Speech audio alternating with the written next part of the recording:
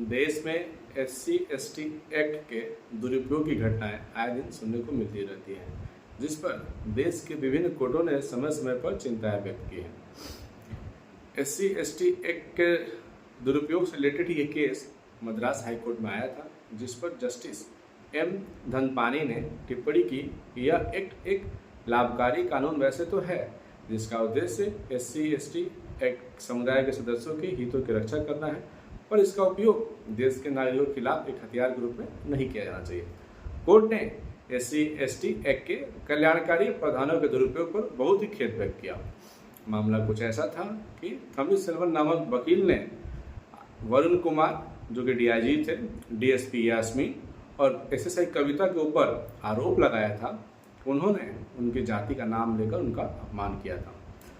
Thomas ने तर्क दिया था कि उन्होंने कुछ पुलिस अधिकारियों के खिलाफ शिकायत दर्ज कराई थी, जिस पर राज्य मानवाधिकार आयोग ने अनुशासनात्मक कार्रवाई के निर्देश जारी किए थे और उन अधिकारियों पर जुर्माना भी लगाया था। उन्होंने आरोप लगाया कि पुलिस अफसरों ने उनके खिलाफ एक झूठा आपराधिक मामला दर्ज करा दिया और उनकी जाति का नाम लेकर उनका अपमान किया। पुलिस अधिकारियों ने अब बताया, मतलब दूसरा साइड, कि थॉमस का कन्नन नाम के एक व्यक्ति के साथ संपत्ति को लेकर विवाद था और उन्होंने कन्नन के खिलाफ FIR दर्ज करवाने के लिए SSI कविता से संपर्क किया था। जब उन्होंने मना कर दिया तो थॉमस ने ASP यास्मीन से संपर्क किया, जिन्होंने भी FIR दर्ज करने से मना कर दिया। इसके बाद थॉमस ने DIG वरुण कुमार से संपर्क किया और आरोप लगाया कि इन दोनों अधिकारियों ने उनकी जाति का नाम लेकर उनका अपमान किया है। बाद में थॉमस ने राज्य मानवाधिकार आयोग और तमिलनाडु SC/ST आयोग में एक शिकायत दर्ज करवाई, जिसमें उन्होंने अधिकारियों के खिलाफ कार्रवाई की मांग की।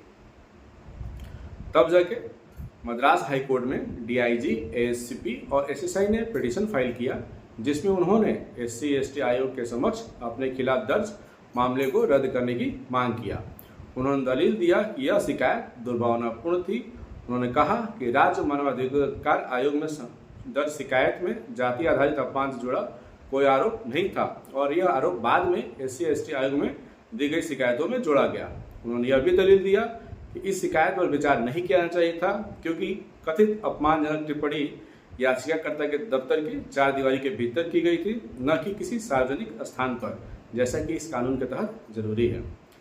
SC/ST आयोग, जो इस मामले में दूसरा रिस्पोंडेंट था, ने कोर्ट को बताया कि उसे राज्य मानवाधिकार आयोग में दर्ज शिकायत के बारे में कोई जानकारी नहीं थी, क्योंकि शिकायत में उस तथ्य का जिक्र नहीं किया गया था। इसके बावजूद आयोग ने कहा कि उसे इस शिकायत का संज्ञान लेने से नहीं रोका जा सकता, क्योंकि ऐसा करने पर एकमात्र रोक तभी लगती है जब कोई शिकायत पहले से ही राष्ट्रीय SC/ST आयोग में लंबित हो, पेंडिंग हो। इस प्रकार आयोग ने तर्क दिया कि शिकायत पर विचार करना उनके अधिकार क्षेत्र में आता है और उसने इस रिट याचिका को खारिज करने की मांग की।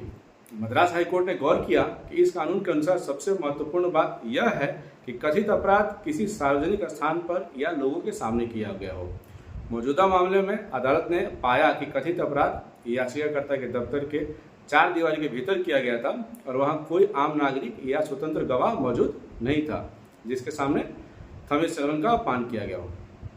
कोर्ट ने कहा कि SC/ST एक्ट के प्रावधानों का दुरुपयोग वैध और वास्तविक मामलों की तुलना में अधिक हो रहा है।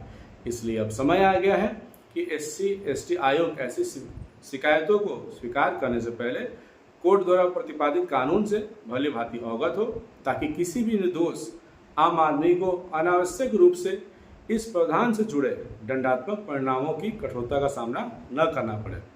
अतः यह देखते हुए कि दर्ज की गई शिकायत में कानून की जरूरी शर्तों को पूरा नहीं किया गया है और न ही कोई ऐसा सबूत था जिससे यह साबित हो सके कि वास्तव में ऐसी कोई घटनाएं हुई थी, अदालत ने इस मामले को रद्द करने का फैसला किया। इसी तरह के इन्फॉर्मेटिव वीडियो के लिए बने रहिए मेरे साथ। मेरे वीडियो को लाइक करिए, शेयर करिए, चैनल को फॉलो एंड सब्सक्राइब करिए। धन्यवाद।